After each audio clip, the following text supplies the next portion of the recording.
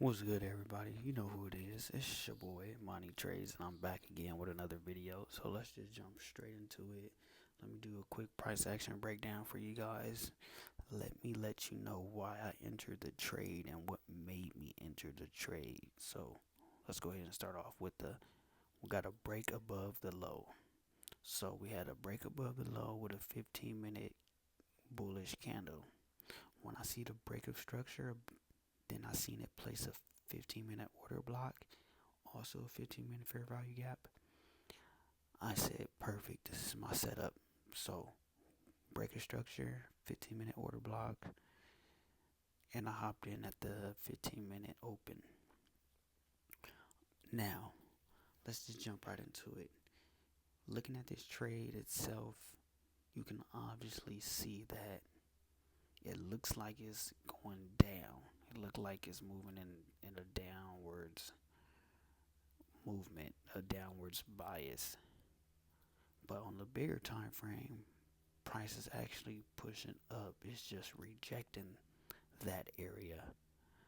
So that was the reason behind my entry, behind my buy setup, because the bigger time frames told me that it was okay to hop in for a buy. Then when I went to the 15-minute time frame, it gave me my entry. So that was the reason why I hopped in at this level, at this buy level. Now looking at the overall picture in this 15-minute time frame, it definitely looks rangy. Um, it looks very rangy, and it looks like it's sales bias. But when you're using a bigger time frame, obviously you get more of a picture, more of a bias. Now, taking this trade was a break even. The reason because it was a break even was simply because I have a rule of mine. My rule is once 12 o'clock hit New York time, if I'm not out the trade, I immediately go to break even. Now, if I'm not able to go to break even while I'm in the trade because I'm in drawdown, I'll let the trade play out until I'm able to go to break even. But I am not moving my stop loss until I'm capable of moving it. That's just a rule of mine because 12 o'clock comes, market typically acts a little funny sometimes from what I've noticed from my experience. Um, but I'm definitely not closing the trade out. That's just one thing I'm not doing. I'm gonna break even as soon as I'm able to, or I'm gonna take a loss. But closing the trade out is something that I'm not gonna do. Um, that's just one of my rules. So besides that, let's just jump into having rules before entries. Just having a criteria. Simply because the markets lately it's been very, very tricky to trade. Well, I'm speaking because I was coming from trading only oil. If you know me, you know that I only traded oil, oil, oil, oil, oil. That's all I trade. So being too loyal to an instrument is a bad thing because oil, the past, you can say 4 months now, it's just been very tricky to trade. You can get perfect technicals, perfect price action, and it will still wick you out. It will still find some way to hit your stop loss. Also, just realizing that oil moves very slow. I'm kind of sick of tired of trading oil. So lately, all I've been trading is Nasdaq and Dow, and price action on Nasdaq, price action on Dow. It's been reacting pretty well to my strategy. So I'm like, okay, if it's working over here, I'm about to just leave oil alone because oil is robbing me literally. So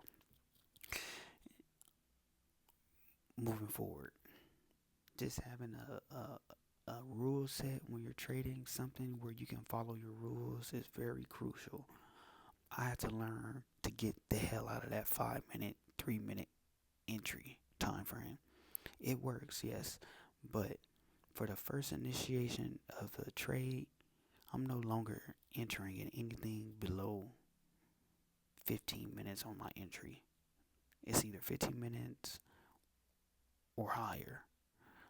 Simply because I notice I have better odds, better opportunities in the market when I trade or enter in a bigger time frame. Now, if I go ahead and trade, enter on a 5 minute or a 3 minute, those would be entries I'm using to scale in a trade. So I'll use the 5 minute to scale in after I got a little buffer at my first entry. But besides that, you don't need to be first in the market. 3 minute, 5 minute, 1 minute. You don't got to be the first one in the market. As long as you're in the market and you're in the right direction, that's what I'm learning. Just take what you can get. Get out at either the first low, first high that you see that makes sense, and just call it a wrap. Like, trying to hold these trades all the way, for me, trying to hold them all the way to a huge TP area. I don't want to deal with that anymore. To be honest, you just get what you can get in the market that makes sense. Try to use the highs and lows for your take profits or your stop losses. That's the best game I can give you. Use the highs or the lows for your take profits. Use the highs or the lows for your stop loss. Your odds would be a lot better if you use the highs and lows in a bigger time frame. So, with that being said, thanks for watching. Go ahead and like, comment, subscribe.